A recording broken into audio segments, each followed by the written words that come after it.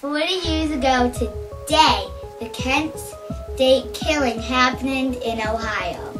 Here to tell you about the story today is Caitlin DePati. Caitlin? Thank you, Rue. It was noon on May 4th, 1970. Richard Nixon had just been elected president, and the Kent State students were meeting to protest about it.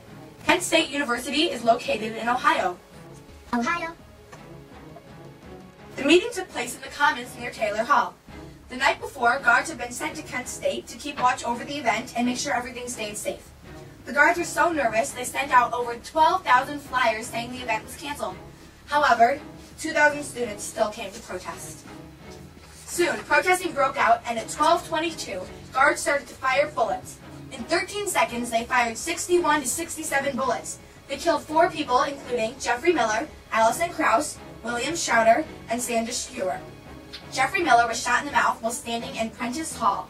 He was 270 feet away from the guard. Allison Krauss was standing in the parking lot of Prentice Hall when she was shot in the side 330 feet away from the guard. William Schroeder stood 390 feet away from the guard in Prentice Hall when he was shot in the left side of his back. Lastly, Sandra Schroeder was shot in the front left side of her neck.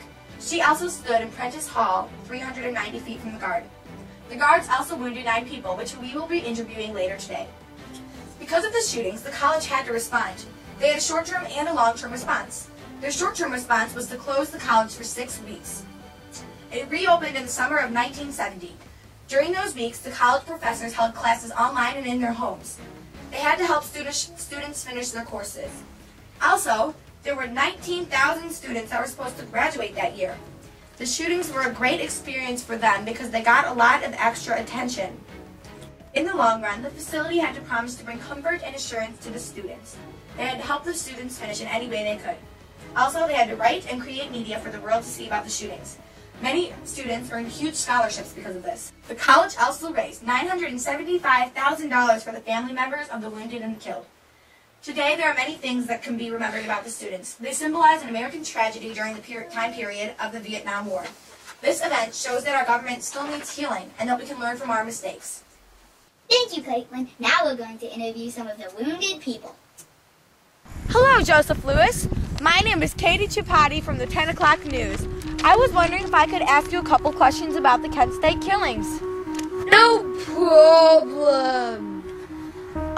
Can you please tell me the story of the killings from your perspective? Yeah.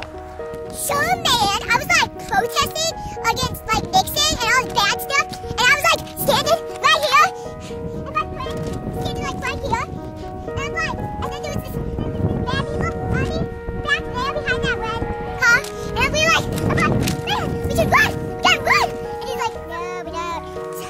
And then, all of a sudden, I got a bam, bam. What am I? My abdomen left leg. Really interesting. Yes, very interesting. I fell to the ground. I was thinking, dude, what just happened? Yes, then what'd you do?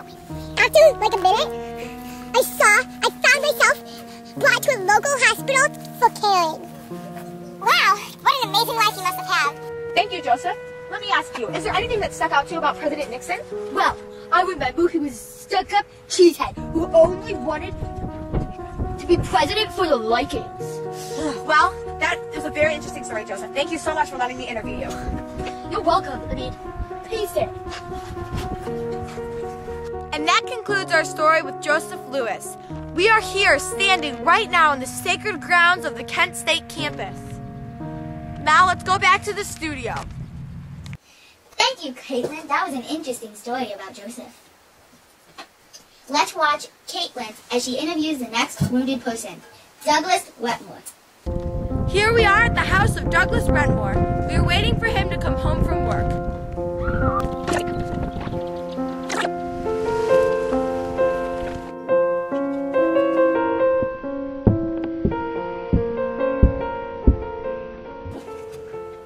Hello, Douglas. I'm Caitlin Chapati from the 10 o'clock news. I know you. Cool.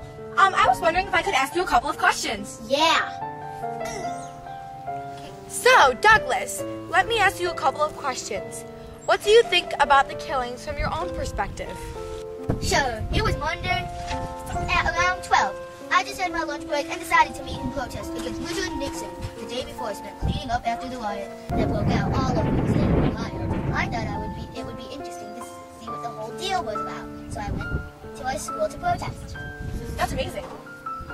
After a half an hour of protesting, the guards started to fire for no reason. I just started to run towards Prentice Hall when I was not shooting. When I got shot in my right knee, I went unconscious, and I waited until I could have further cares.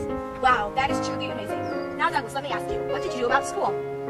My professors held classes in their homes and also sent me books to me so I could further my study.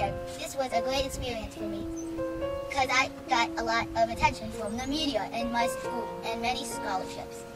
Well, that's all you have time for today, Douglas. Thank you for your time. We really appreciate it. Mr. Douglas, thank you so much for your interview. No problem. Well, have a good day. You too. Bye. Wait, am I going to be on TV? Yes, 10 o'clock tonight. Super! Wow! Thank you, Caitlin, and thank you, Douglas. Douglas, you look really familiar to me. Now please watch as we interview our very last person, Dean Cathode. Excuse me, sir. Are you Dean Keller? Yeah. I protested against Nixon when the guards started firing. I was hit my lower back and paralyzed. Wow, that must have been very scary. How does this affect your life today? The NRSA was disappointed. I think I'm an education at too long. Being paralyzed has changed my life for me. What great insight, Dean. Thank you for sharing. Oh, Dean, excuse me. Like when you get books. Dean, do you need a ride home? No, I just live right over there. What are you doing? I'm taking you home, Dean. Puppies.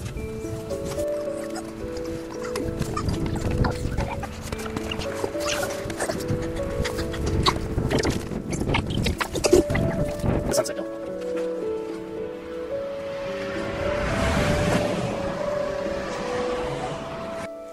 Well, that concludes our program on the Kent State killings. I hope you learned a lot.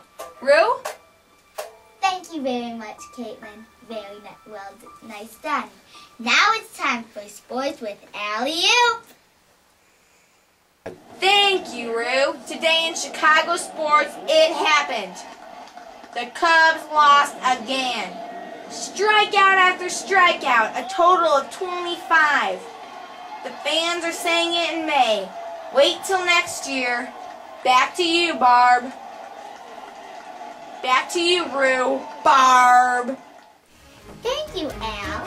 And this concludes our 10 o'clock news with Rue, Barb, And Caitlin Ducati.